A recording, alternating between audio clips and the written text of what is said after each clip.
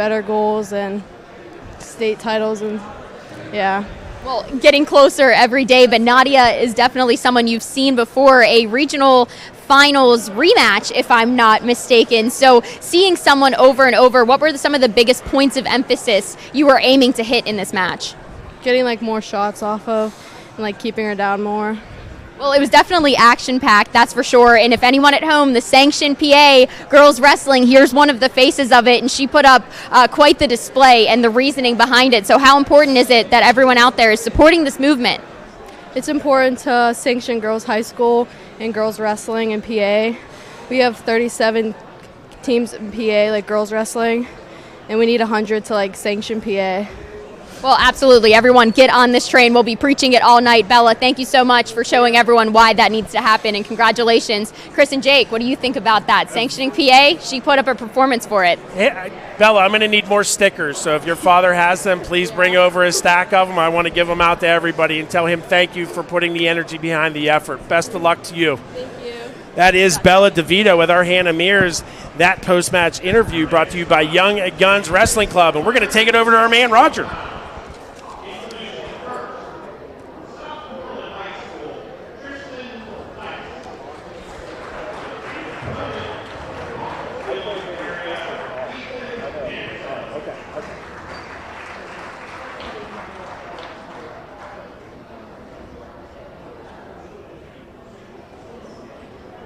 All right, bout number 3, Tristan Ice, the Iceman out of Southmoreland in the navy blue singlet coming out of the left corner. Joey McCarra will be our head official, doing a little bit of alternating of duty out there. He'll take on Ethan Ansel of Connellsville. So a couple of guys that are very rough.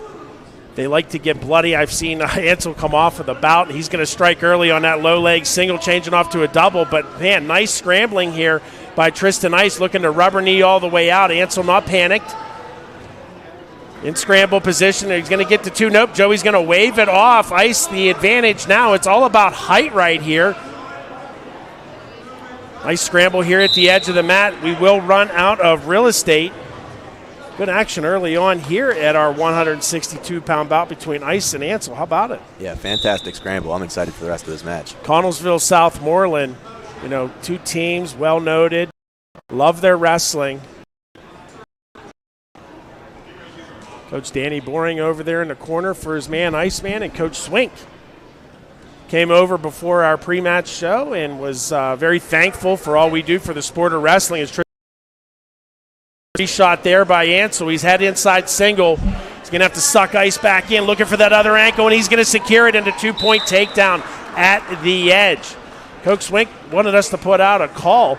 They are looking for dual meets for next year. So if you need dual meets, reach out to Coach Swink down at Connellsville. They need to fill their schedule. Ice down. Ansel mounts left side, jumps over to the right, under a minute to go. Ansel with the 2-0 lead after that edge of the mat takedown. Looking to go inside. And Ansel out of bounds. Fresh start with go. And now that we finally have very recently in the college ranks, Jake, your thoughts on school versus what it is in college? They need to just go to the one toe and right. Let the kids wrestle. That's what I say. You know, they wrestle on what, 2/3 of the mat, part of the mat. Nice riding here so far by Ansel, looking for to score there as he caught Ansel. They ran out of mat, but in college have had plenty of wrestle on. Ice still down. Maintaining bases, Ice. Go first period up 2-0 to University Ray. So be sure, don't forget, you can shoot us an email, little envelope, send us a message. Love to hear from you. Going with that claw ride heavy from the right side, peeling hands off his Ice with the left hand. He's going to try to square up, dig at Whizzer in. Looking to go chin Whizzer, nearly getting caught on his back. Short time. Looking to go big towards the end of the period. Luckily didn't give up any near fall. He'll go into the second period down 2-0. Ansel's going to defer choice over to Ice. Iceman's going to choose the down or defensive position. Again, his goal is to get a 1-point escape, and that's to break free of Ansel, break free of his control, or go from bottom to top, and we call that a reversal, and that is worth 2 points. Maintaining a strong base, heavy chops on the right side by Ansel. Taking Iceman down to his belly, but quickly back up to his base. Don't want to spend a bout down on your belly.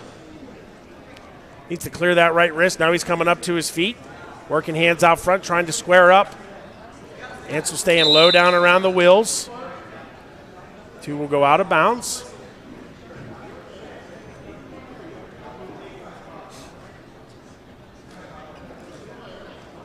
Still right side cover for Ethan Ansel, looking to go with a switch. I like the change off, got a chain wrestle. Should have came back and then boom, right to his stand-up. Now he finds himself in a 2-on-1, not in a tilt position. Again, he needs to break that 45-degree angle. He's got him at about 90. Now there's a count. Only getting 1 counts. That will not get you any points. He keeps flipping back and forth, and that gives McCara, our head official, opportunity. You can see Ansel trying to push the head away. In a little bit of a predicament here. If Ice can come all the way through up on top of Ansel, but Ansel recognizing he was in danger, gets his hips up, comes back up on top. Now Ice, man, avoiding the near fall counts very quickly, going from one side to the other. Unfortunately, if this was freestyle, I would say the bout would have been over. Ansel looking to dig that bar in on the left side, looking to reinforce. You can see him reaching underneath with that right wrist. 45 to go, second period. Still 2-0. Ethan Ansel out of Connellsville. We're going to go back to that claw from the right side. Here Coach Boring say we need to score once in this period, and I would say absolutely. Reaches in. Ansel says, thank you. I'll take that wrist control. Now he's got a 2-on-1 to the left side. Let's see if he hops over. Looks to put the bread in the basket and get some near fall points out of a tilt. Under 20. Nice job by Ansel. He just keeps switching from ride to ride, pinning. All right, back here on the Westmoreland Sports Network. Sorry for that moment of a technical difficulty. We're into the third period, still 2-0. Iceman on top. Ansel chose the down position. Ansel has the lead, 2-0. 90 seconds remain.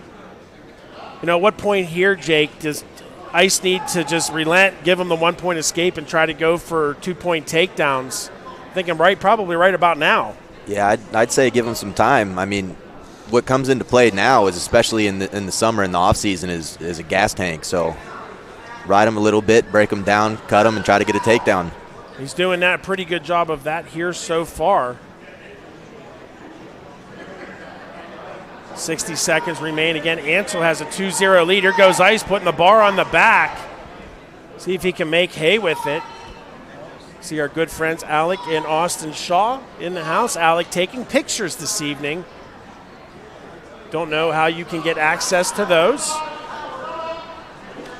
but I will learn and relay that information. Austin here and Vince DeAugustine. The skipper's over at Hempfield getting ready for Eli Carr's match. That will be following this bout.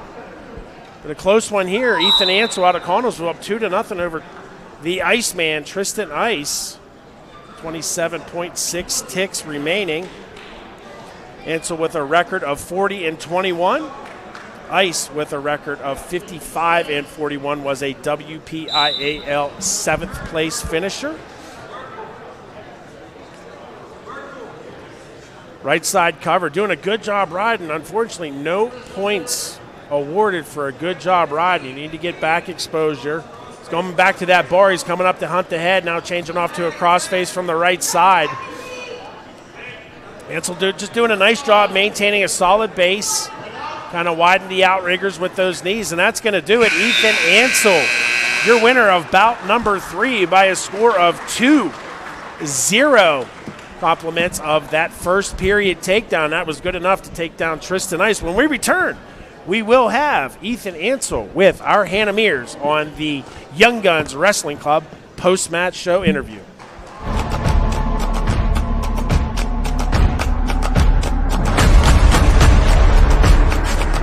I've been in Young Guns a long time. I've been within the room with some really good guys in college now, and I'm excited to see them come back and help in some of the camps we're going to be going to. I've been going to these camps my whole life. I've jumped levels. The stuff I learned there I use every single day.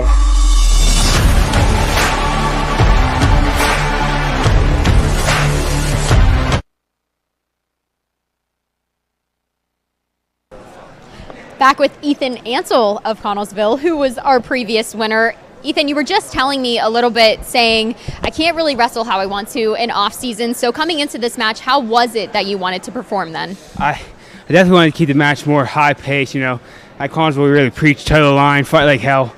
I feel like I couldn't do that much because off season, I don't have the lungs for it right now like I did in this season. Couldn't fight off bottom like I wanted to. You know, I was getting tired. Shoulders were starting to give out. Couldn't do what I wanted. But I think these matches are also a great indication of the things you may need to hone in on going into your final season at Connellsville. So what is it that you're trying to brand yourself as going into your senior season? Well, right now, being the off season, I'm just trying new things. That whole match was all new stuff to me. The low single, and that's new. I'm working on it, open mat. Just different things. Off season, all I'm doing is doing new things. Well, congratulations. We had a lot of fun watching you and looking forward to watching you moving forward. So thank you so much. Jake, I think a pretty good approach to the offseason, just trying new things. What do you think about that? Yeah, man, I love his attitude. He's getting after it, working to get better, and unfortunately his cardio wasn't able to hold out, but good match, solid performance.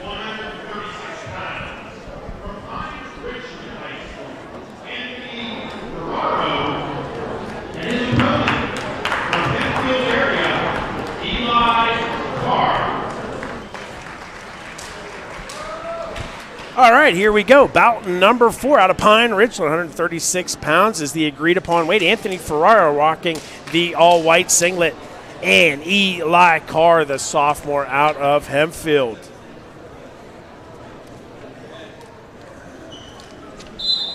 Carr in the all-blue. Carr comes in with a record of 35-7. Was a WPIL 4th.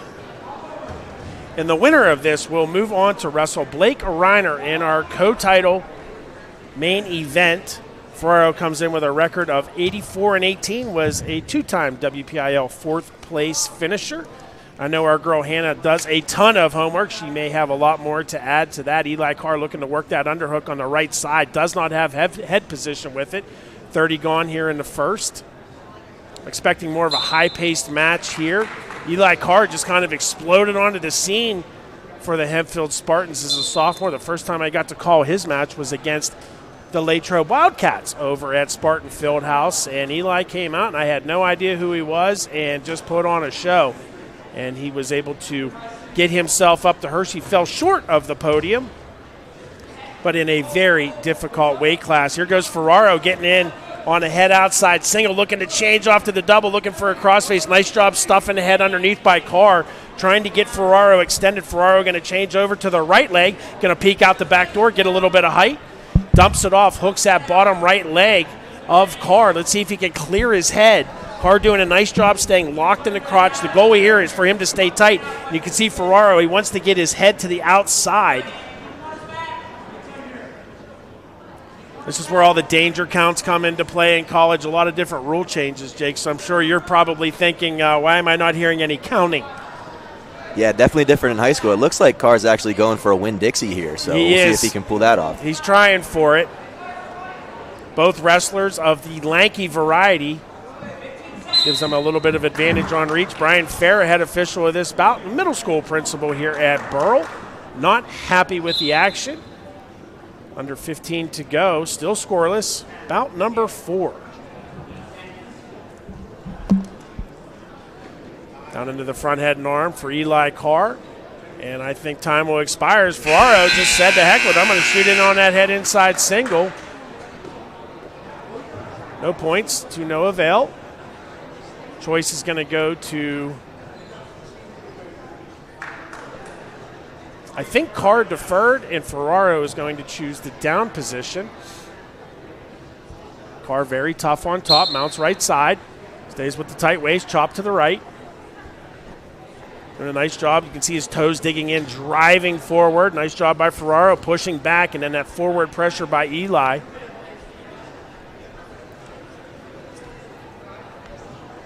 Carr does a nice job controlling the hips. Young wrestlers, if you want to be good on top, and the guy to my left will confirm this, control the bottom wrestler's hips.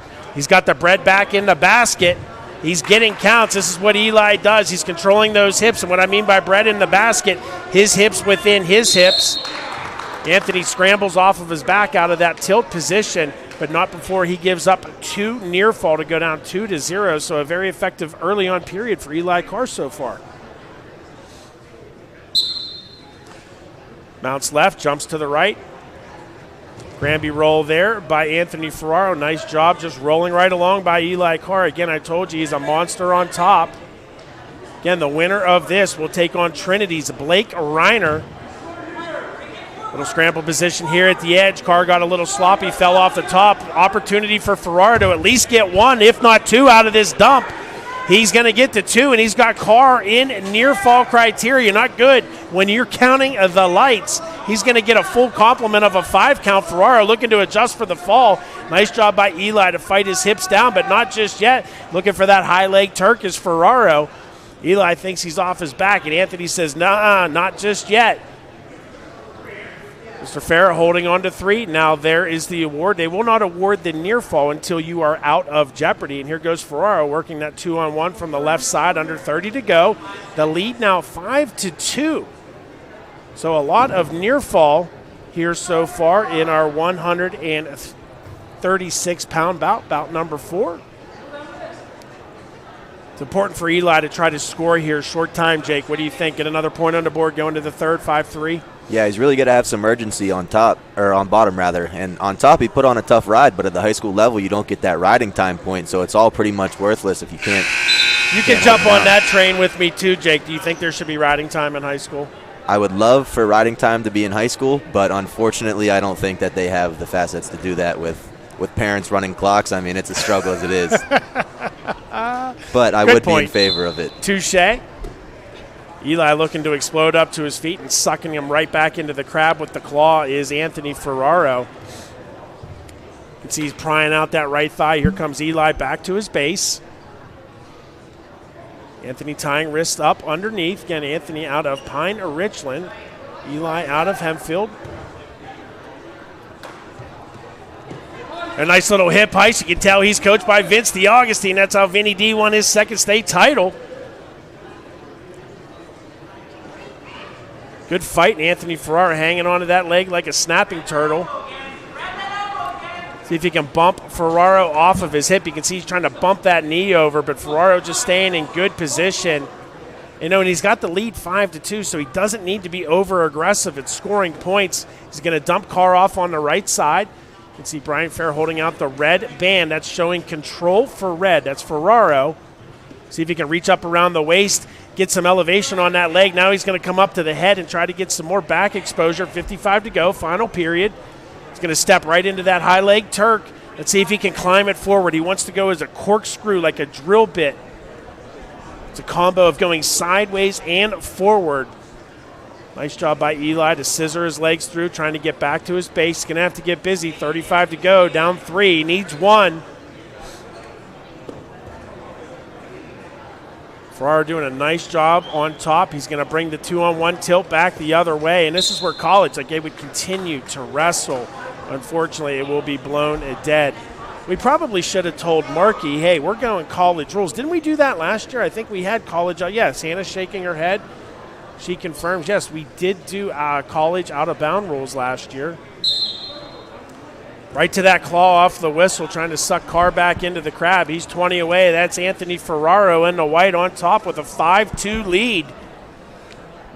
He's looking to spend some time with our Hannah Mears during the Young Guns Wrestling Club post-match interview. And he's 5 away, and he is getting criteria. He's holding on to another 5 count. That is 3. Final score, 8-2 for Anthony Ferraro over Eli Carr. So that will earn Anthony Ferraro a date with Trinity's Blake Reiner and our co-title match coming up later on. Keep it right here. We'll be back on the Westmoreland Sports Network.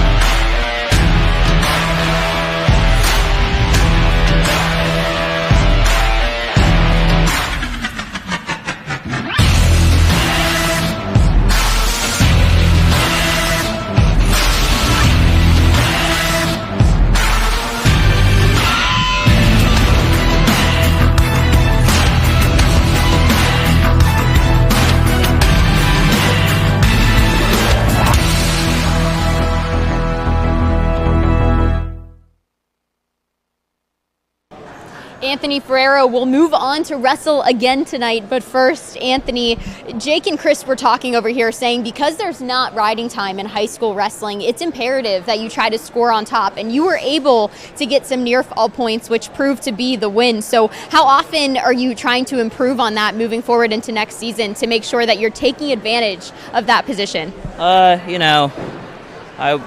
just working on every little position. You don't want to have one thing like some people, and work on what you gotta be that you're not as good at, but also work on like what you gotta that you're good at, so then it becomes more of a strength. Yeah, and you pulled one of the biggest upsets at the state tournament this year we were talking about. So what makes you such a dark horse in these competitions that people should look out for you for? You gotta, your mindset's a big thing, and anyone can beat anyone. So that's the whole, that's what you got to do. All right. Can't worry about that. Well, how do you go 2-0 here tonight then? Focus on the right things, do everything right, All right, well, we'll get you some water first and some rest. Congratulations, guys, back to you. Nice job. It is our Young Guns Wrestling Club post-match interview. He's rocking his Young Guns Wrestling Club. Big thanks to Jody and the gang over at Young Guns. And we're going to send it over to our man Roger for the introduction of our next bout.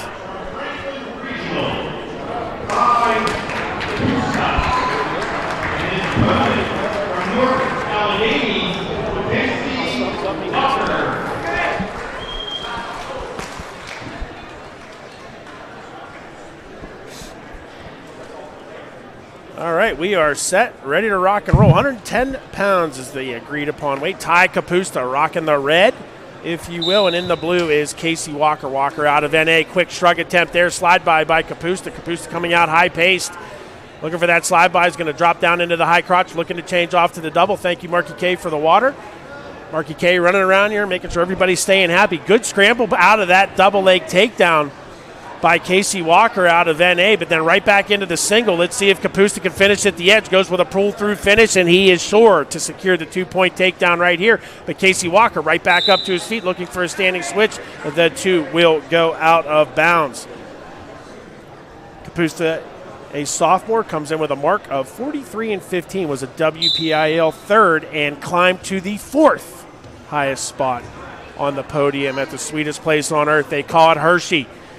Now he's looking to run that crossface series. I love the crossface series, Jake. It's so lethal. It's so versatile. Depending on what your opponent does on the bottom, you have options between the cradle, the bundles, and the Turk. How about you? Not only is it effective, but it hurts. Yes. Yeah, you get a guy's forearm across the bridge of your nose. It doesn't feel good. So even if you manage to not give up points there, it definitely doesn't feel good. It takes a little bit out of you, and you can see Ty doing a wonderful job staying persistent, I should say, with it. Head coach Matt Levy of the Franklin Regional Panthers over there. We'll get to see another one of his, or a couple more of his Panthers in this card this evening. Now you can see Ty doing a nice job running the nose to the knee. Young wrestlers, it's not knee to the nose. You're not that strong. Get on your little piggies and run around the nose and take the nose to the knee. And he is just being relentless with this crossface. It would be best if Walker can reach down there and peel that off. And he does a nice job with that crossface because God designed a little bone. It's called the olecranon process, Hannah, and it's right here. And if you can get your pinky on that, Jake knows what I'm talking about. When you fill it, it's kind of like a lock. So Walker's going to have to peel this one off. 10 seconds remaining, and he spent the majority of this period in this position, certainly wearing him out, as Jake has said. Kapusta doing a nice job on top. Walker comes in with a mark of 47-21. Again, a North Allegheny Tiger. Not sure who's representing him in his corner.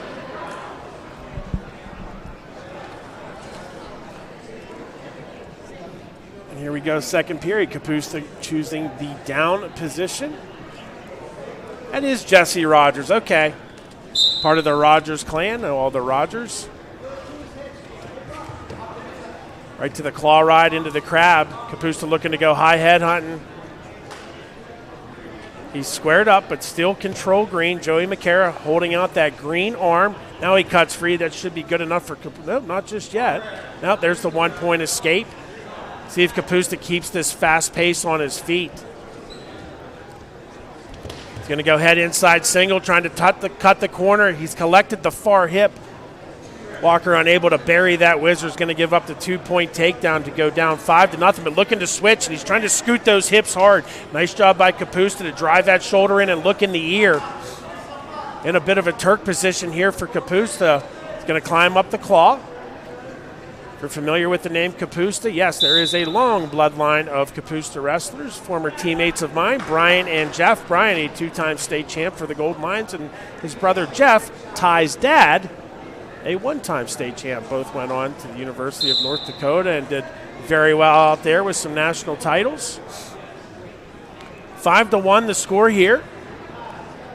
Choosing to cut him, give him the 1-point escape.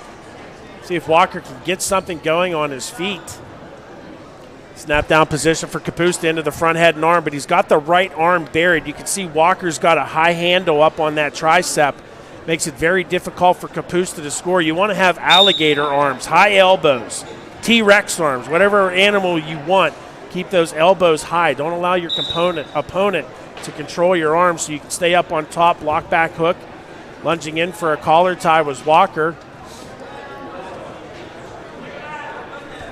He's got front bundles. Kapusta able to pull the left arm out, looking at those fish hooks. 23 remaining, second period. Right in on that head inside single, changing off to the double at the edge. He's going to have to keep his toes in.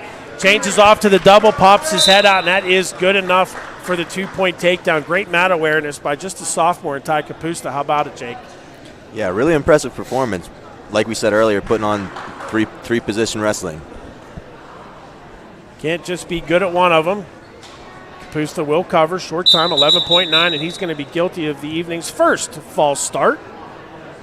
No harm, no foul. You get 2 of those before the third will cost you. He's going to change mount sides to the left, looking to chop. Here comes Walker up to his feet. Going to sit him back down to his tail end. Jump to the right side, nice chop. You know, Walker was doing a nice job chain wrestling, but Kapusta was doing a nice job chain wrestling on top, changing sides, changing breakdowns. Walker looking over to the corner, down 6-1. You got to go up on your feet, and that's exactly what Coach Rogers is thinking as well.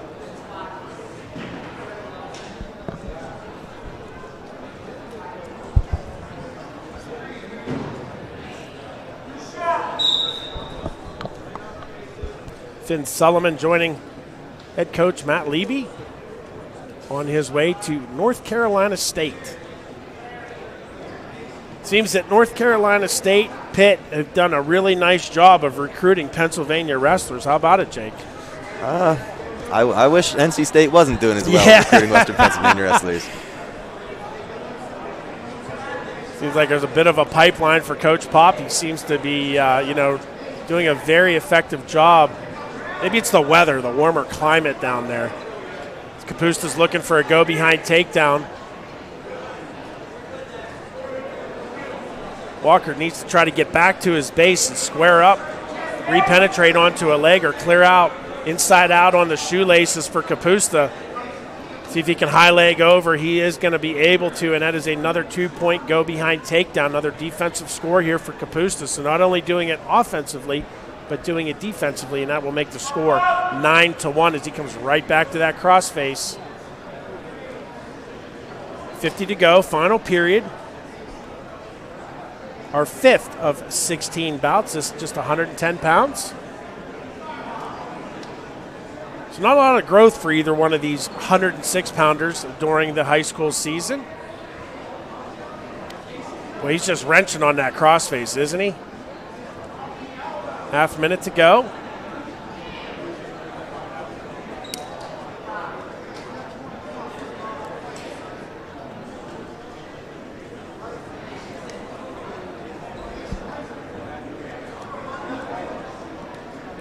Kapusta going to come out and try to change off to the bundle. Now he's looking for a Turk. That's what makes the crossface series so effective, because depending on what the bottom guy does with his hips, you have options. And Ty Kapusta is going to win this one 9-1. The Panther comes out and makes a statement over the Tiger. And when we return, we will have Ty Kapusta with our Hand Mirrors right here on the Westmoreland Sports Network. Dr. Scott Learn and his dental team have been caring for the community for over 20 years. Dr. Learn offers a wide variety of dental services, including oral exams, gingivitis treatments, crowns, veneers, and more. He even makes custom sports mouth guards. Call 724-537-3314 or visit scottelernDMD.com. Dr. Scott Learn General and Cosmetic Dentistry in Latrobe, giving you the confidence to enjoy your smile.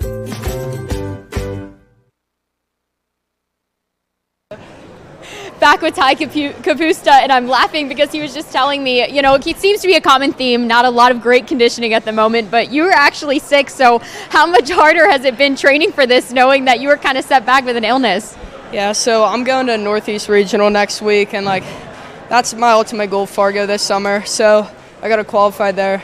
But I was sick. I didn't wrestle for 2 weeks.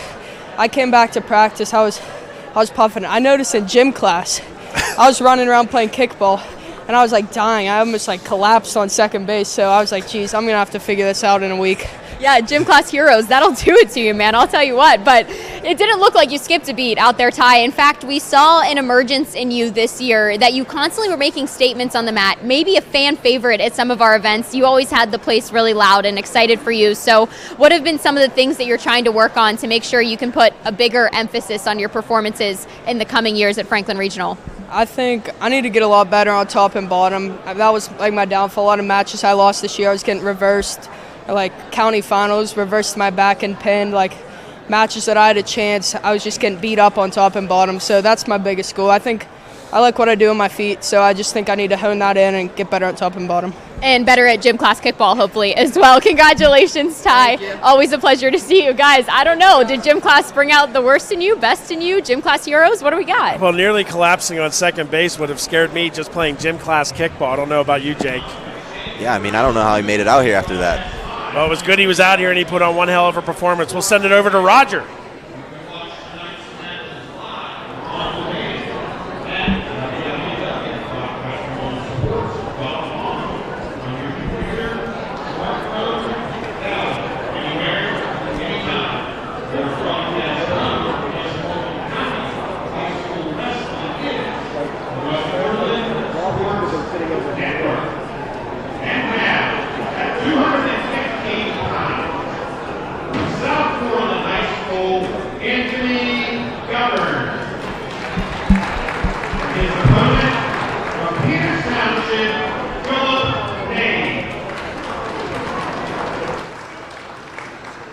All right, here we go.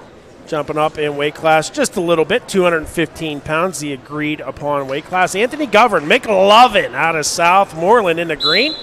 He'll take on Philip Nave out of Peters Township. And a huge, huge apology to everybody, Donnie Hall, including you all the way out there in Napa Valley for your brother's wedding. It's not Nave, it is Nave. Have we heard from Donnie Hall yet in an email? He promised he would email. Here it goes. McLovin in on a high crotch, changes off to the double. A little bit of air time for Nave. McLovin strikes first, goes up 2-0. Nave set on the bottom. Nave comes in with a record of 57-36. Looking to get that leg down, does so. 2 will break free. 1 point escape for Nave. Govern, 102-43, was a WPIL 8th, 6th, and 3rd, and he is taking his wrestling expertise and education to Waynesburg. One heck of a baseball player, too, is Govern, Jake. So a well-rounded athlete.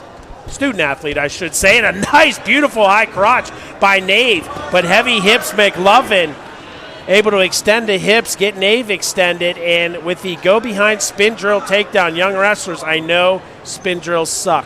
I know, but that is exactly why you do them right there. But Nave going to step over top of Govern, who got his hips down a little bit low. Good enough for a 2-point reversal. I believe that's our second reversal of the evening. You saw Mr. Farah look like a false start motion in front of his chest. That means 2-point reversal. So Govern now up 4-3. Just about a half minute to go. And as you talk about conditioning, I would imagine the conditioning is probably a little bit more challenging the heavier you get, Jake. What do you think? That's an interesting take. These guys both look like athletes. I'm sure neither of them have having issues with their conditioning. Govern, also a member of that Southmoreland Scotty football team, stepped into the quarterback role this year. They didn't have a quarterback, and being the leader that he is, now he's looking to step in front after giving up that 1 point, or getting the 1 point escape. He looked to go big. He had over-unders looking for a pancake, step through, and more or less a slip, and Nave fell on top to tie this one up at 5. So a lot of back and forth scoring here. 215 bounds. Bout number 6. Way to stop the first move. Nave looking to dig out that bar on the left side. Govern takes a peek up at the clock. Nave gets that bar on the back. Now he's trying to slip it in. He's looking to secure a hook on the right side. He's got the shoulder punch down in near fall criteria. McLovin counting lights here at the Bucks bunker. And that will be good enough for a complement of 3. Build that lead, Mr. Nave, 8-5 heading to the middle period. Flip of the disc. Going to be Nave, and Nave just wants to. Coach says we're going down. Nave set, knees behind the line, palms in front. McLovin to cover, left side, right to a switch move. Nice job by Govern not to give up the 2, just gave up the 1, 9-5. Right back to that left side high crotch. Oh man, did he miss a pancake opportunity right there, Jake? Looking to throw him again. I mean, if you're not seeing it, you can tell that Govern likes to go up top. 9-5, neutral position, second period, 1:40 to go.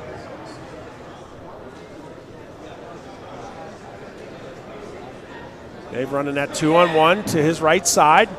Tell he wants that high crotch. He's a left leg lead. He's going to drop down into the high crotch, but he came in like Batman. And just a little bit of a throw by there for Anthony Govern. The Scotty climbs back into it. Now down 9-7.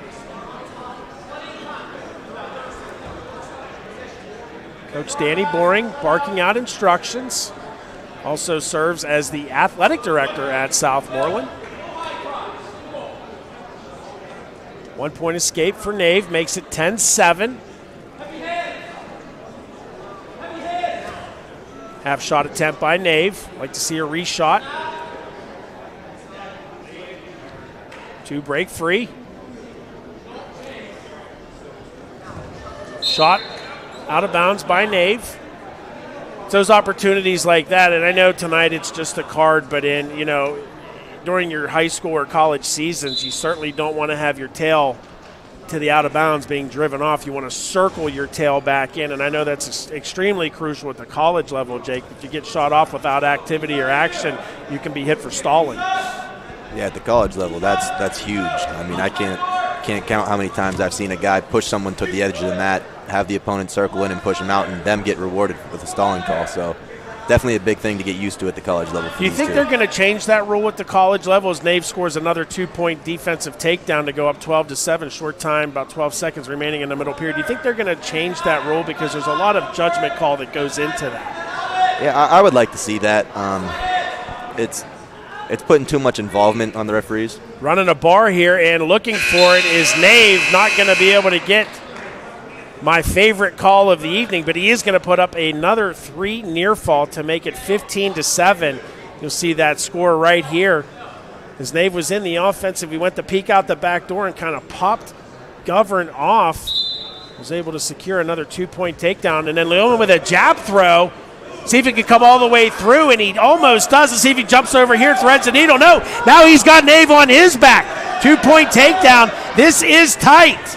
And he's got a whole period to fight it off. Govern down there looking for it. Nice job by Nave fighting back and forth. Let's see if Govern changes the pinning combination. Govern a little bit disappointed, was looking for the fall. He gets the 2 and the 3 to make it 16-12 after that 1-point escape. So a high point scoring affair here at 215 pounds. It was a Northwest Region second and 5th place. So not just WPIL guys, we're getting some other regions into the mix. Again, Salad in the blue, helped in the Quest all-black singlet. Shout out to Jim Akerley. And Ty Nauman in the corner with, I'm assuming, his daughter That is daughter Layla now. That is Layla, okay. The brains of the operation. Yeah, for sure. A former Pittsburgh Panther in Ty Nauman. Oh, nice low leg shot there by Logan. Nice, even nicer defense by Jacob to clear ties.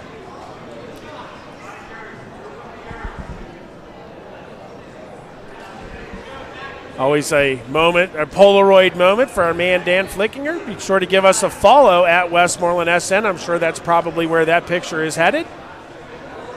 Still scoreless here in the first period, under a minute to go.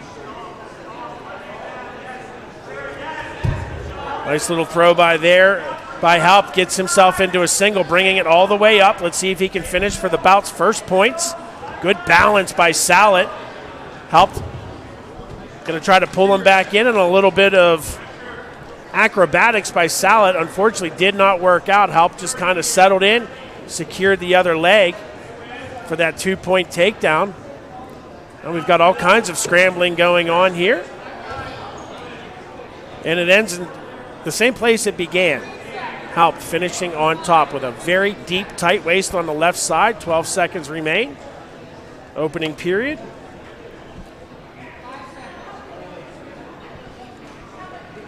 I want to say hello to our friend Erin Corrado, AJ's mother. I wanted to be here more than anyone, but the bar business on Cinco de Mayo is non. I forgot it was Cinco de Mayo. Maybe we'll have to stop by the bar. Watching from work, what a great evening with great coverage. Well, thank you, Erin, and let us know where you are. Maybe, perhaps, we will come there after because Flick is buying this evening's pops. Halp starts in the bottom position. Sallet lets him go for a 1-point escape. AJ Corrado, a former Burrell Buck, now wrestling at Brown. And perhaps one of my favorite state championship matches, pinning his opponent in overtime with the Chris Como, the Chris Como pancake. That's when nobody was allowed at the Giant Center. So as fast as AJ was running around the arena, I was running just as fast around my living room watching it back in Greensburg. So AJ, if you're tuned in, hope everything is well, and look forward to seeing you on the mat again soon. We have a little break in the action. I think they're looking for blood, and they're not going to find any. Middle period, minute 20 to go, 3-0 for Halp. Maybe it's a contact. That's exactly what it was. Confirmation from my gal Hannah. Good footwork by both guys. Nice snap down there by Halp. Sallet rocking a singlet that says Bad Karma on the back. Looking to go chin and arm.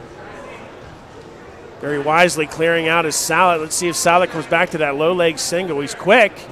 Another snap down there by, nice snap down, block back hook, go behind by Halp. Good chain wrestling. Builds his lead now 5-0. And Kent State got themselves a good one in, Mr. Jacob. How about it, Jake? Yeah, I'm impressed. Throwing that short boot in. You can tell he is Quest trained. Very, very efficient at the top position.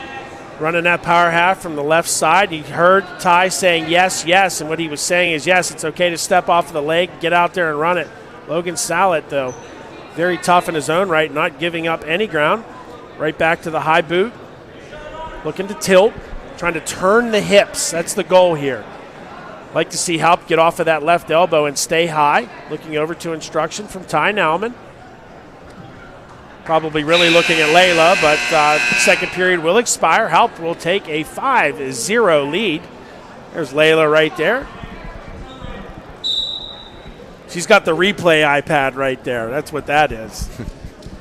If Aches is tuned in, want to say hello to him and thank you for all of your support of the Westmoreland Sports Network. And if you missed his podcast with D. Hall and Mark Ivano, go check it out. It's awesome.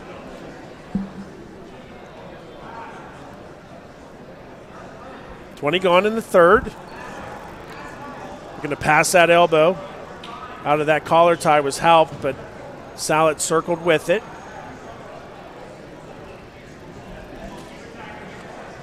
I've been sitting here for 5 minutes trying to figure out what the Kent State nickname is, so I have to defer to Flick, who knows them all. Golden Flash. Golden Flash. See, look, Jake knew it. No, you're usually pretty good at college, too. Halp looking to build on his lead here. Salet staying tangled up with the back leg, and as soon as he does clear it, and he does right there, looking for near fall criteria, Jacob Halp, another 2-point takedown, makes it 7-0 as we approach 50 seconds in the final period. He's going to cut Logan for a 1-point escape. Low leg attempt, but from a different zip code, and Halp makes him pay for it with another spin drill go behind takedown. Right to the claw he goes, prying out on those thighs. He's going to slip that right boot in, stay high on the thigh. Half minute to go, final period. He's trying to Superman across and get that left hip planted. Looking for a tilt.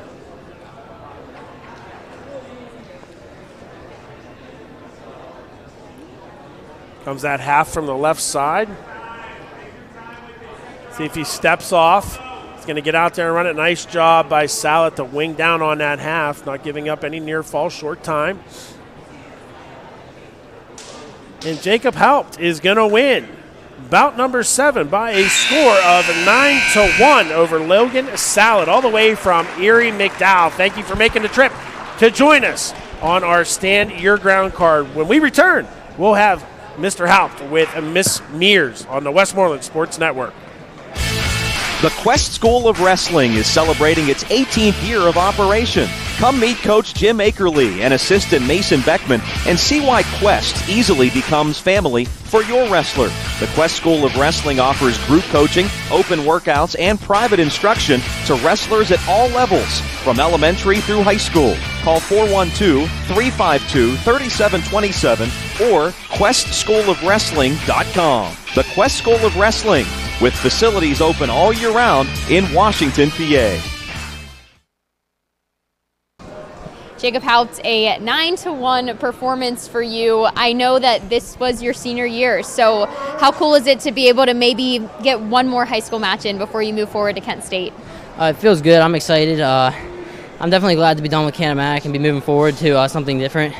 I'm excited to go to Kent. I think it's a good opportunity for me. A lot of good resources, good partners, so I look forward to it.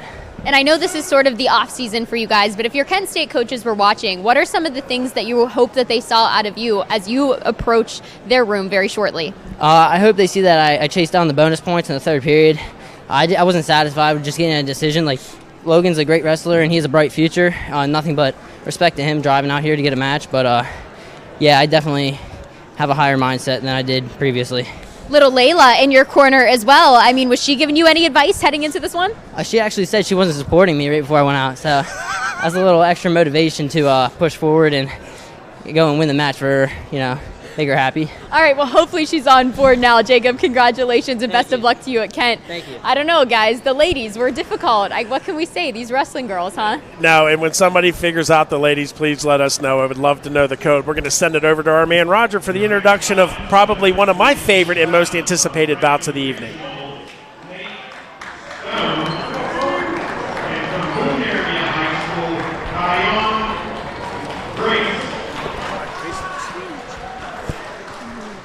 That's right, Kai Grace out of Moon brings in a record of 105-27. Mr. Stone out of Franklin Regional, 78-28, and finished 4th in the WPIAL. Litany of Panther coaches over there, joining Matt Leby. It's our 8th bout of the evening, so just about halfway through.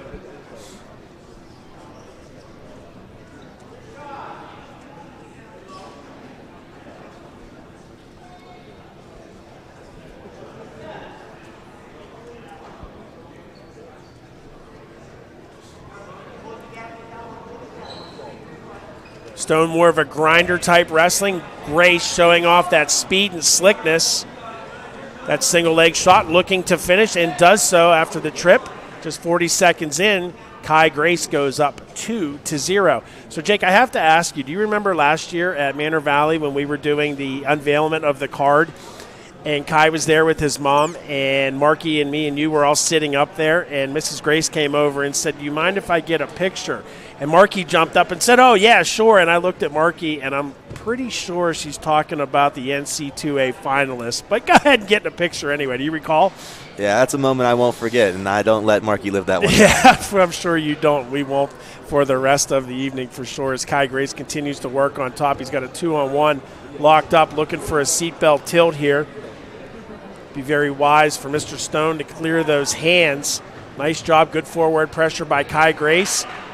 Got a little bit high. Stone turned in, gets his 1-point escape, cuts that lead in half. Now 2-1, under 30 to go, opening period. The agreed upon weight here is 142 pounds.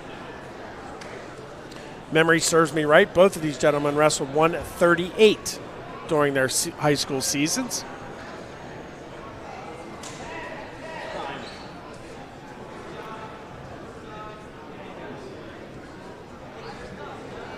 Short time. And that's how we'll take it to the middle period. 2-1, Kai Grace, the Moon Tiger.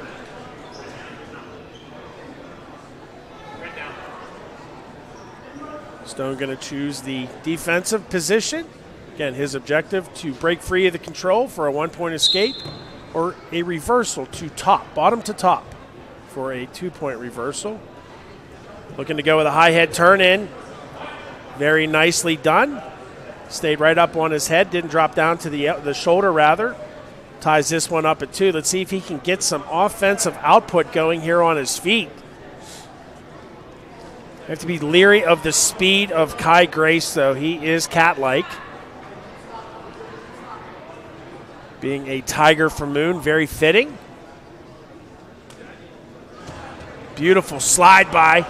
Great balance, but unable to stay up on his feet was Nate Stone's going to give up the 2-point takedown. Love slide bys. That was my move in college. They actually called them Smitty buys, Jake. Do you believe that? I had it, well, among my team, they called them Smitty buys. Love slide bys. I'll have to use that one. Please don't, because they won't know what you're talking about. Still control green. Trying to rubber knee out of it is Stone. Nice job chasing. He's going to have to move up here, get above the hips. Now he's got Stone in a little bit of back near fall trouble. Mr. Farah able to get a 2 count. He's going to let go. Now he's going to punch that crossface from the left side, and I love it. 2-point near fall for Mr. Grace makes it 6-2.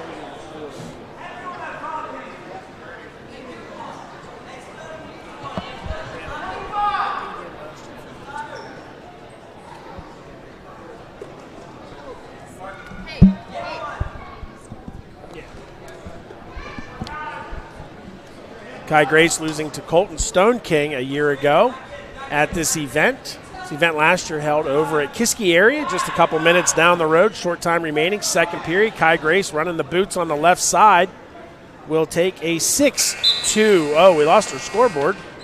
There it is, back up. 6-2 lead to the third period. Be Kai's choice, and he's going to choose the down position. How about a big shout out to all the mothers out there this evening joining us, even if you're not. Shout out to the mothers, little early happy Mother's Day gift. And what better gift could we give than the sport of wrestling? Right here on the Westmoreland Sports Network. Kai Grace looking to go for one of those reversals I was explaining earlier. He's going to step over top of that leg, pops his hips up on top, and very close to getting 2, but hanging onto that leg like a snapping turtle is Stone. Still control red. Mr. Farah going around to investigate. And this is typical Franklin Regional Panther fighting. They just don't give up points. The heavy hips of Kai Grace overcomes that strength of Stone on the bottom. 2-point reversal makes it 8-2, 80 seconds remaining in this bout. Kai Grace takes a peek over his left shoulder at the clock.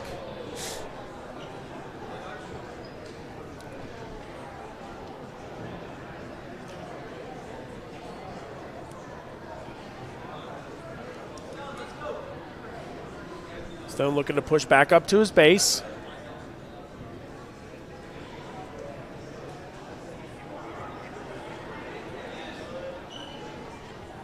Crossface punch from the left side. Looking to break the hips down, drops down to the shoelace. Now maybe a cradle in the works. Stone able to kind of shimmy out the side door, if you will. Grace got a little bit high. 1 point escape makes it 8-3, 33 and counting in the final period. Nice low leg single shot attempt. Single leg attempt, I should say. Trying to cut all the way around the corner, but digging in with that wizard is Nate Stone. No 2-point takedown yet. Let's see if Grace can throw this boot in. And you see Stone bringing his knees together, trying to avoid that leg slipping in. Don't forget you can email us. I'll have my man Flick check the emails during our commercial break. No points yet.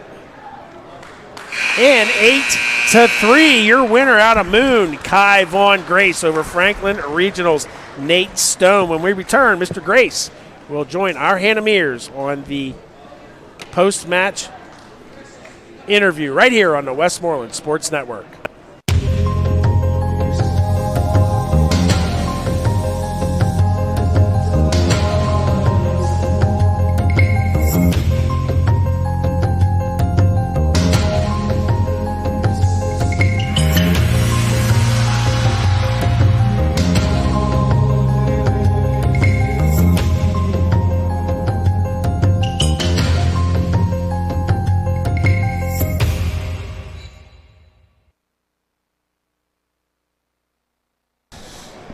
Kai Vaughn, our winner tonight. And Kai Vaughn, you were on the card last year, so kind of a little familiar with how these things run. How excited were you to be back on this year's card? Definitely excited. You know, last year I didn't get the outcome I wanted, but happy I got my redemption this year. I feel good. Yeah, you reversed the result this year, and going against a guy with such a different style, how are you making sure that your quick speed and the agility that you always try to bring to the mat was going to outweigh his bull rush type of style? Well, yeah, I knew he would just come straight forward, you know, so try to use my technique. I know he's really strong. I'm strong too, but why risk going strength for strength when I could beat him with technique? So that's kind of the mindset I had, just use my technique and beat him, and that's what I did. Well, it worked for you, and Chris Smith said when you walked down the mat, he said, Kai Vaughn looks huge. So on behalf of Chris, what's the off-season lifting been like? I know you don't know where you're going yet, but clearly you've got quite the regimen going on. Yeah, I've definitely gone up in weight. My highest I got was in the 50s, and I had to do a little bit of cutting for this, so I definitely got big. I'm going to take it as a compliment, Chris. I'm going to take it as a compliment, but yeah, you know, I've still been practicing with my Moon guys, going on college visits and stuff. I'm still working on where I want to go, but that's just about it. Still getting on the mat, still doing what I do, so. That's the best way to move forward with it. Guys, Chris, I know I had to ask that one for you. He's looking for the muscles to get over there. I appreciate that. Keep the guns going, big guy, and best of luck to you moving on. Thank you, Hannah. That is Kai Vaughn Grace, your winner at 142 pounds. And we'll send it over to Roger the Dodger.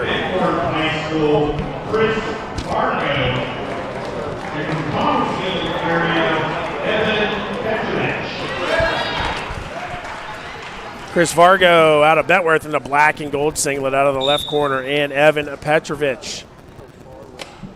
I guess is that pink? Not really sure what color that is. It's a lighter color. Salmon, there you go. We'll go with salmon. You would say salmon, Flick.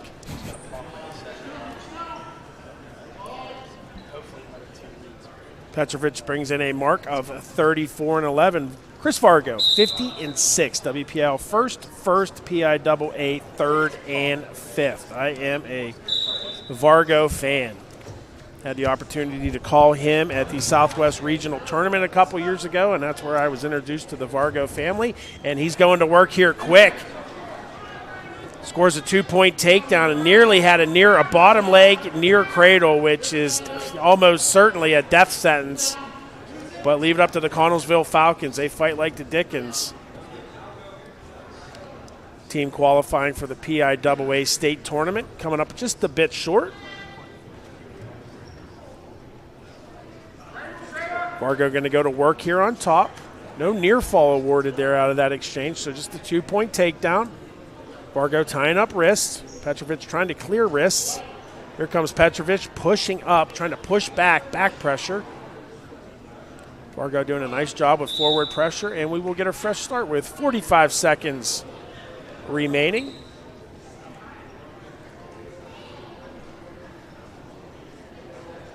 Fargo also a club member at Quest. Right side cover, chop left, right side.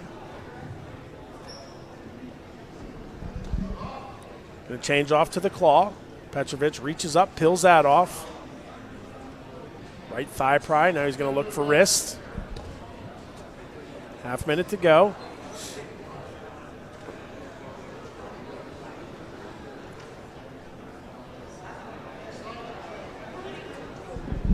Flick, I will ask, what is Bentworth's nickname? Uh-oh, I might have him.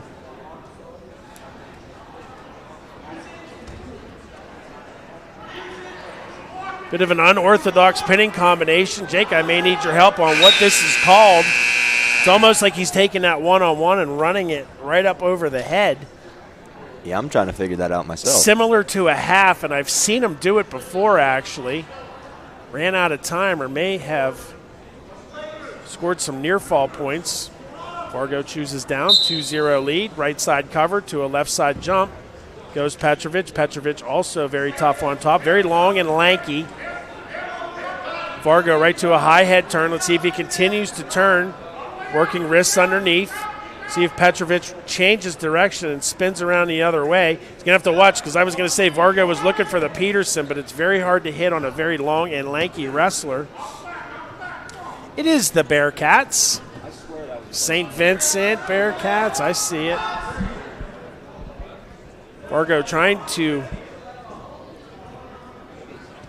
weasel his way out the back door here, but a very long and lanky Petrovic staying locked in the crotch. He lost the lock. I think Fargo's going to get himself, and he does, the 2-point reversal. Maybe he called a little prematurely. Petrovic is now back in position. Now it's going to be another reversal. All kinds of reversals happening here. 4-2, the lead for Fargo.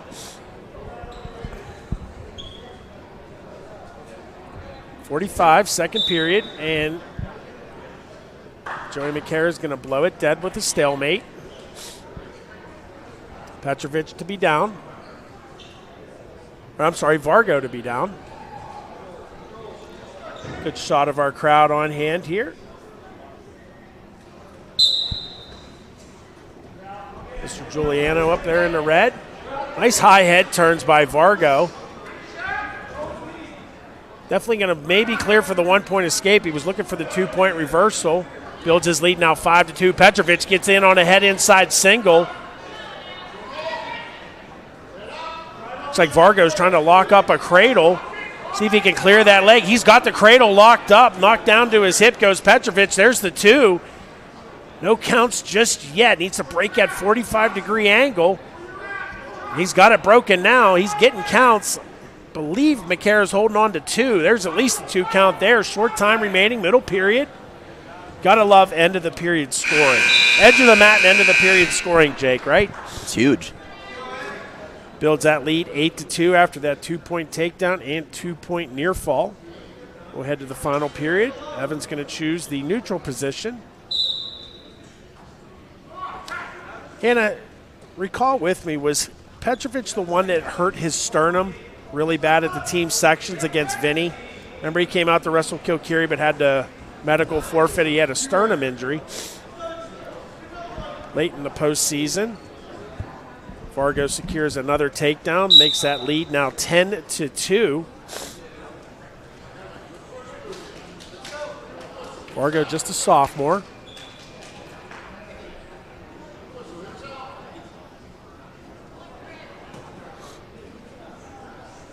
Petrovic set, left side cover, and a jump. I think he's going to give Fargo for it, and indeed he will.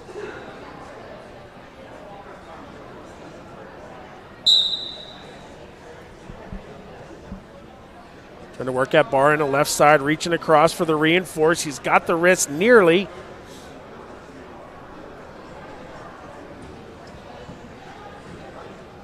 Right side boot. Trying to Superman across and does so successfully. Gets Petrovic broken down to his hips. Now he's got that right hip up in the air. Also not a pleasant place to be Jake, you can attest to that, I'm sure. Those high boots, especially if a wrestler's very good at keeping their knees up and maintaining an arch. Yeah, all these Quest guys really got to shout out Coach Jim Merkley right there, because he is an absolute hammer on top, and it does not feel good to be underneath his legs. No, it doesn't. He's demonstrated them on me to groups of kids, and it's absolutely miserable. Even whenever he's not trying to make it hurt, it hurts. Here comes that, I don't know what we're going to call this. Just takes that one-on-one, and he just runs it right around the head. Very similar to a half. Hannah, you will have to ask him what that pinning combination, should he hold on here in the next 30 seconds to his 10-2 decision, what that pinning combination is called. Might have to call it the Vargo.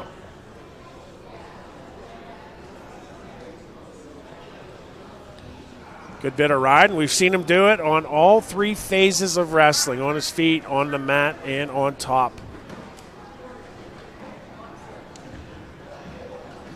He runs that underhook on the opposite side, and he has that one-on-one, and he digs it out. And that'll do it. Chris Vargo Bentworth, the Bearcat, with a 10-2 major decision over the Connellsville Falcon, Evan Petrovich. Keep it here. We'll have a word with Mr. Vargo coming up next on the Westmoreland Sports Network. At Marino's American Eatery, we have one focus: you. Just like home, our dining room brings the whole family to the table with a truly unique menu prepared fresh in-house.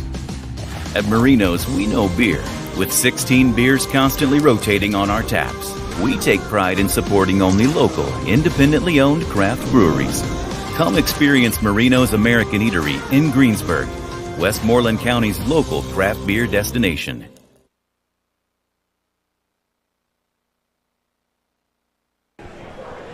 Chris Vargo, a major decision here tonight, and I know you were really working for that pin. In fact, our announcers were a little bit stumped on the combination you were trying to lock up. So what were you trying to do in order to try to get our first mat slapper of the night? I don't know really what you're talking about. It's the one-on-one where you were ripping it out. It's called a wrist ride. Yeah, I've been working on that, and it didn't really work out, did it? But, it is what it is. Just get back to work. Get back to work already. The mentality being your first card, how important was it for a guy who likes to get to work so fast after the season to be put on this for the first time? It really didn't mean much to me. Just practice. Big stages are coming up, so just getting ready for that. All right, well, we look forward to seeing the progress that you make moving forward. Congratulations, Chris. And Chris, there you go. You have your answer as well. It's called a wrist ride, but I think I may call it a Vargo from now on. Over to our man Roger for the introduction of our 10th match on the card. Burrell, Corey Burrell, and from Bedford, Vitaly Daniels.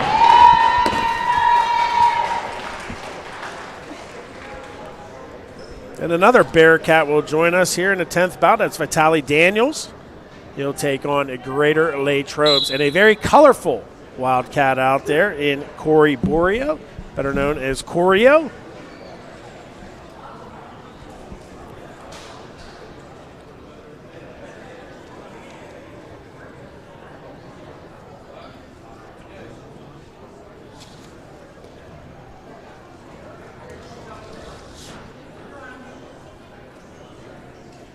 Borio brings in a mark of 96-35. WPIL 4th and 3rd, and a PIAA 6th, and he's going to give up that takedown to the Bearcat. Again, these two have never met, but they've wrestled on a number of teams together. Daniels comes in with a mark of 43-10 and was a runner-up at the WPIL. Had Corey on our, I guess you got to call it a live cast. It wasn't a podcast the other night with Kaz and Markey. D. Hall out in Napa Valley, California for his brother's wedding. He was tuned in. I don't know if we got any emails from him yet or not. 2-1 after that 1-point escape. Saw Mark Borio here. Proud supporters of the Westmoreland Sports Network, the Latrobe Army-Navy store, and indoor pistol range. Nice shot there at the edge of the mat. Fortunately, ran out of real estate. 2-1, 37. And counting here in the first.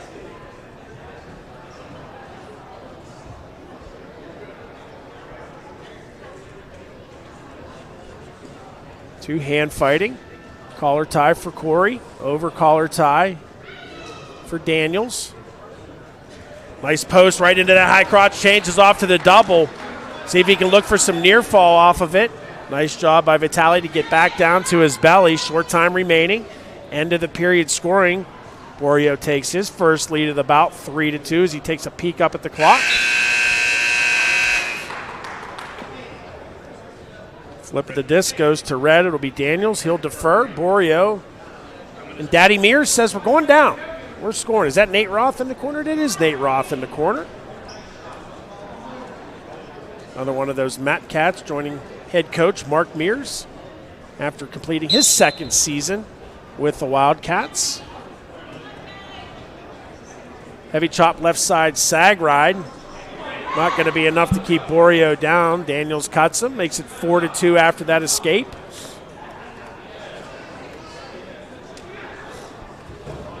Shot from way too far away there by Daniels, blocked off by Burrell. Missed the reshot. Certainly a chance to score defensively out of a snap down as well. Post right to that high crotch. He locks high up around the hips.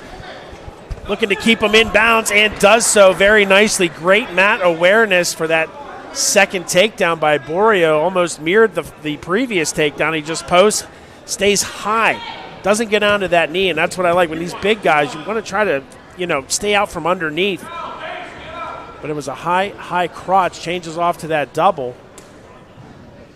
Punches the crossface from the left side. May have heard that smack on our crowd mic. Under a minute to go, middle period, 6-2, Burrell. Squeeze pride jam breakdown, and we'll get a fresh start with 50.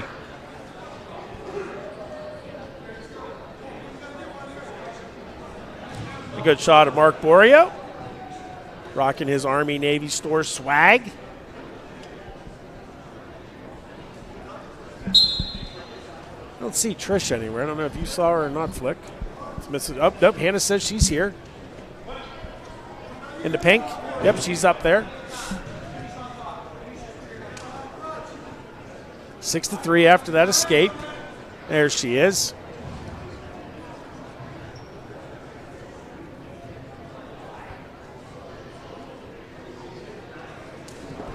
Shot attempt there by Daniels. He's in on that head inside single. Brings it all the way up. Going to try to change to the double.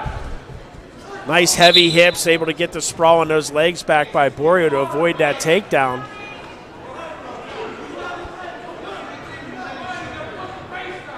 You need to be finished. You need to be thinking finish as you're shooting, Jake, and that was a perfect example of it right there. As Burrell, third time, hits that, doesn't even get onto his knee, just stays high up, high crotch, change to the double. His third takedown of the bout, and again, at the end of the period, 8-3, he goes to the third with the lead. But you know what I mean, especially in college with all the advanced scrambling. Now you need to be thinking finish as you're shooting. How about it? Yeah, the easiest way to avoid the scramble is to wrap up both legs, and he's doing a great job of doing that. Get another look at it right here. Credits a lot of his offensive output to his new assistant coach, Paul Snyder, who was a wrestler for Coach Mears when Coach Mears was with the Mount Pleasant Vikings. Another head-on single there by Daniels. Blocking it off with a quick sprawl was Corey. He's got the underhook with head position. Like to see him use it. You have a litany of offensive right there, and he goes right back to the bread and butter. Head punches across the back. Beautiful technique finish right there. Saw Mr. Flick jump on the replay button. We'll get another look at that one as Corey transitions right into a high leg Turk, looking for some near fall. It's the only thing we haven't seen out of Corey here in this bout. Agreed upon weight, 210 pounds. Nice job by Daniels. Get back to his base. Was able to scissor out of that Turk as we approach the 60-second mark. Final period, 10-4. Another punch of the crossface from Corey. And I learned on the live cast, I guess we'll call it, that Corey is a bogey golfer. He was asked, Markey had asked, because he's dear friends with Eric Knoll, who I saw here earlier floating around. Eric's a very good golfer, and looks like we're going to have blood time. our first blood time, and this one brought to you by our good friends at Excella Health, Sports Medicine and Orthopedics. Excella Health, expert care here. But yeah, Corey is a bogey golfer, and he told me the key to his success is he puts +1 after he scores his bogeys. You know, everybody's looking to circle stuff and square stuff, but he says when he sees that +1, it keeps him at bogey golf. Do you golf, Jake? I dabble. I wouldn't say I'm a golfer. You'll go to an outing and, yes, have fun. That's probably about it. I love to golf, just don't really have the time. I don't have the skill set. Well, maybe that's something you can take on now that you're no longer a college student. I'm very impressed. Your 3rd degree. Undergrad, 2 master's degrees. Action resumes here. Just 40 seconds remaining in the final period. Burrell up 10-5. A little bit of a different shot now. Going to go with a head inside single. Collects that far hip. Needs to circle all the way back around or just drive. He collects that far ankle and knocks Daniels down to his hip. Gets the 2-point takedown to make it 12-5. He's going to cut him for a 1-point escape. Looking for that high crotch again. Opportunity to score defensively here. This is one of the facets that I noticed Corey was missing during the season was defensive scoring. Now it looks like he's worked on it because he's snapping, needs to block, back hook, go behind. Going to try for a pancake. Spins around the opposite direction and puts the cherry on top of that sundae with a last second take at 14-6. The Matt Cat over Burrell on our Wrestling Club. Keep it right here on the Westmoreland Sports Network.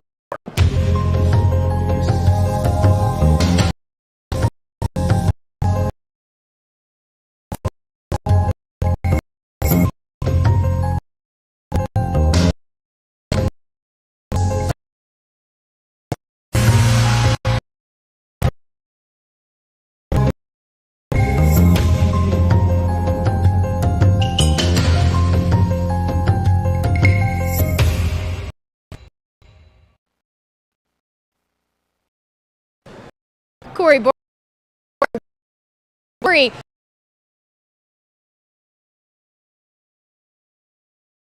as well was how much you've improved already in a short amount of time on really working to switch off and finish your shots and also scoring at the last seconds in the period. Are those some things in the offseason you've really been honing in on?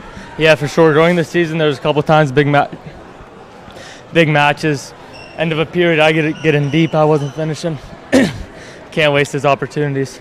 And I know you seem a little winded here, as to be expected at the moment. He just put on quite the display. On the podcast, you were telling the guys you wanted to go out there, let it fly, and have some fun. You actually cut him right at the end. That's something I also don't see you do too often. So what was the mindset to take away from this match? For next year, our seniors got to step up. Me, Nate, Vinny, Howard, all the seniors, everybody, to work on this bonus point. So what better time to work on bonus point opportunity than the off season? I like the leadership you're already taking. Nate, someone in your corner, how good did it feel to have him alongside Coach Mears? Yeah, Nate's my best friend. Seeing him there smiling, wherever he is, just makes my day always. All right, well, we love seeing you put on a show as well, Corey. Make our day, so congratulations. Guys, back to you. Nice match there, Mr. Burrell. Give me some fist. And we'll send it over to Roger. Juliano Marion. And from Armstrong Central, Connor Jacobs.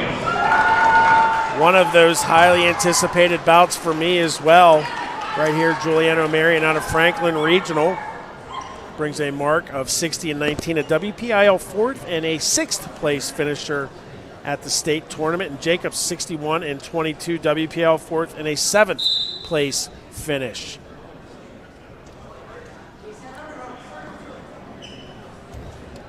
Head coach Brandon Knoll, two-time national champ for the Mountain Cats at UPJ, joined by our friend Isaac Greeley. Burrell Buck coach, maybe doing a little moonlighting. Goes right to that reinforced 2-on-1. Does Jacobs. The Panther entourage of coaching staff over there joining Coach Matt Leby. Shot by Marion, blocked off by Jacobs. That's a heavy clubbing going on out there. The agreed upon weight here, 186 pounds. Jacobs in the red, Marion in the blue.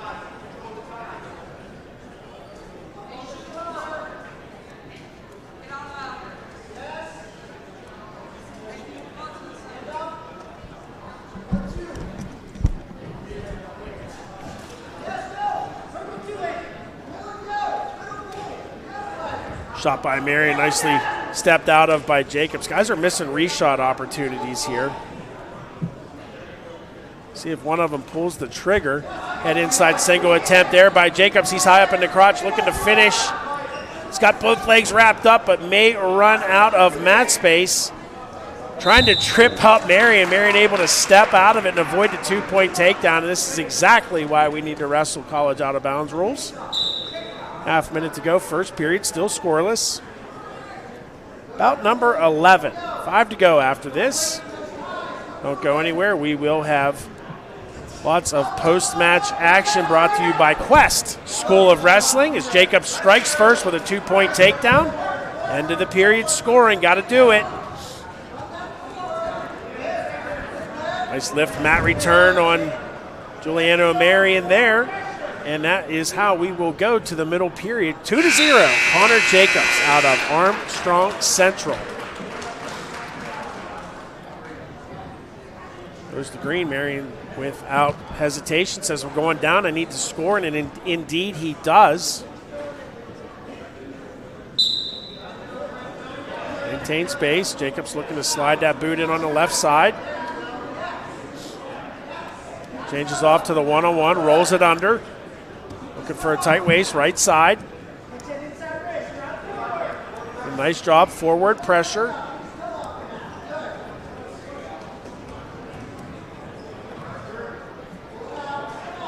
Comes Marion up to his feet, see if he can cut away. He's looking for a standing switch. Jacobs staying inside out on that ankle, looking to step all the way through on a Turk. Marion had a moment of opportunity to score there.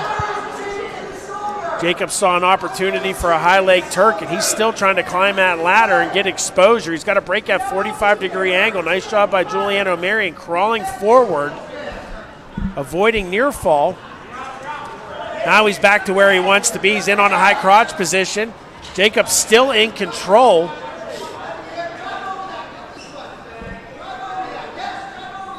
Still control red. Best thing for Marion here is to more or less break free, get yourself the 1-point escape, get on the board. Still red control, and it's going to be blown dead with a stalemate. So an opportunity missed there by Juliano Marion, Jake. How about it? Should have just cleared away for the one. Yeah, it's a tough position to score from, but this is a time where you really wish that high school had riding time because Jacobs is really working hard there to keep him down. For sure. Yeah, and I know what you mean, especially in college. You see that extra effort to hold a guy down for 3 or 4 seconds because every second counts.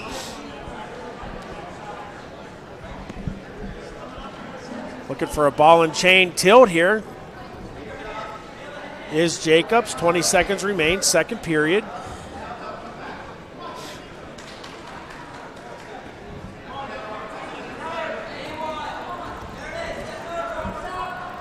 Marion looking to step all the way across. Short time, looking for a Peterson. He's going to, does he have the Peterson? He has the wrist. He's going to get the 2, but they're going to wave it off as Jacobs was able to recover.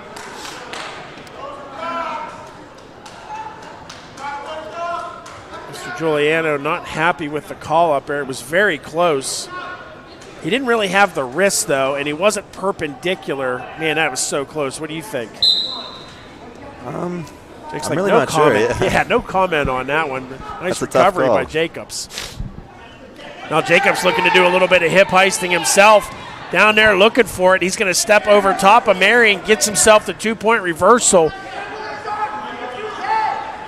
He's going to settle in for his 5 count, holding on to his 3. Now he's going to try to make the adjustment.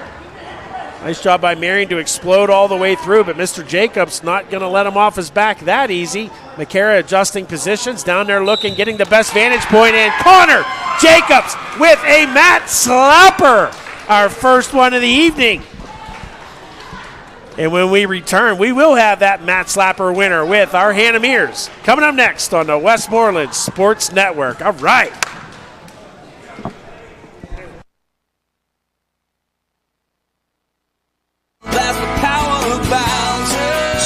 big with the Bowser family of dealerships featuring GMC, Buick, Cadillac, Subaru, Hyundai, and Nissan. Looking for a new car, truck, or SUV? Visit powerofbowser.com 24 hours a day, 7 days a week to find your perfect vehicle. Get the absolute best price and the best car buying experience anywhere. It's the power of the Bowser family of dealerships. Route 51 South on top of the hill. Connor Jacobs with our first mat slapper of the evening, as Chris likes to say. Connor, where was the extra effort? Because he was not making it easy for you to lock up anything that entire match. So where was the extra effort to make sure you got that mat slapper? Just focus on training hard, getting them extra hours in after practice, and really helps me go the distance in close matches like these, because I know when I get to the third period, no one got more stamina than me, and that's where I find a lot of my wins from. Well, Juliano, a worthy opponent to say the least, and I saw the excitement you had after that. So coming into this, did you know how big of a matchup that was? I knew it was a big match. I had a lot of people texting me good luck and stuff. I was a little bit nervous, but kind of used the nerves to fuel me, and I was excited to wrestle a bigger opponent like that. Well, how close was he to getting that Peterson? We have to know. We were over here, had a bad angle, so let us know. You know, I felt okay. It was kind of up to the refs there. I think it was 50-50, but I got the right call, and I ended up coming back on top to make him call off the reversal. So going into the third period up 2-0 felt great. Yeah, no better way to close out that match and end it with a pin. Congratulations, Connor, and best of luck moving forward. Chris, there you go. There's your answer now, too, about the Peterson. He feels pretty good about it. There's no two. And we're going to send it over to Roger for our next bout. Central Valley, Ambrose, Army, and from Connellsville area, Lindsay Dillon.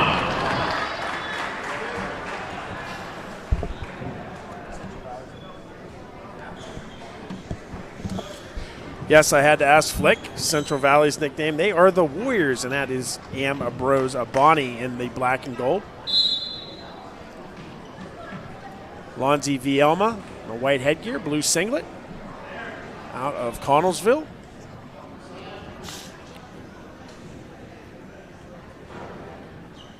Coach Layla back in the corner.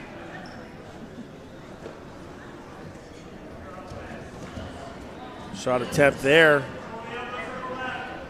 by Bonnie, stepped out of by Vielma, who was looking for that front head and arm, just unable to bring it down to the mat.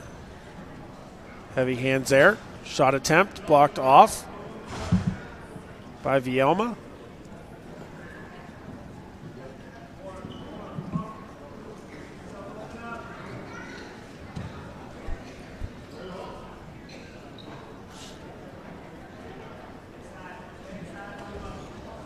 Shot attempt by Vielma in on that head inside single.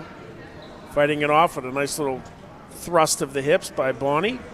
Stepping that leg back, little baby sprawl, if you will. Under a minute to go. First period still scoreless. Agreed upon weight here, 145 pounds.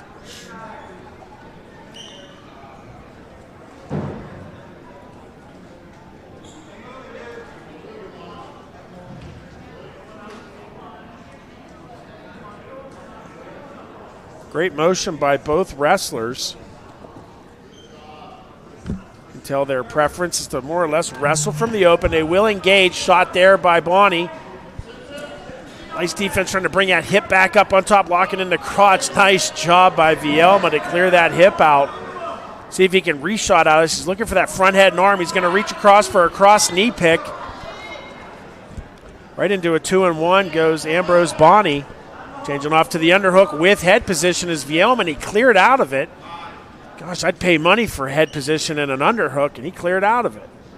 And that is how the period will expire. Double zeros up there between the Warrior and the Falcon. Lonzy going to choose the down position. Again, Connellsville looking for dual meets for their 2022-2023 season. If you need a dual meet, reach out to the coaching staff. Good bit of riding here by Bonnie on top. Lonzy is not making it easy. 15 seconds gone, out of bounds, fresh start, no change.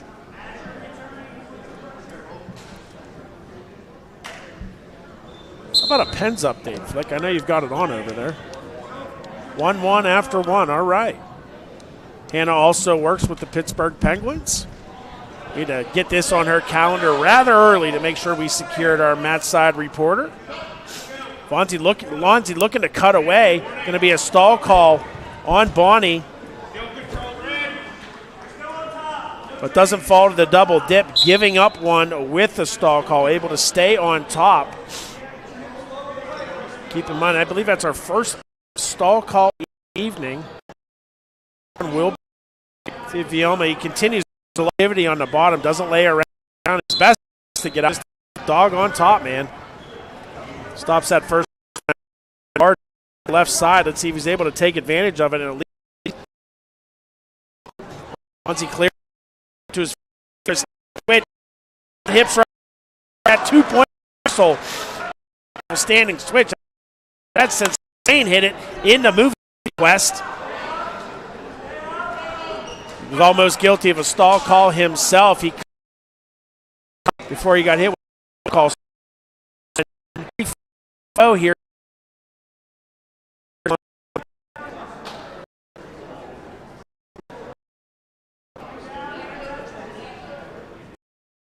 Stutter step there by Vioma, nothing following up.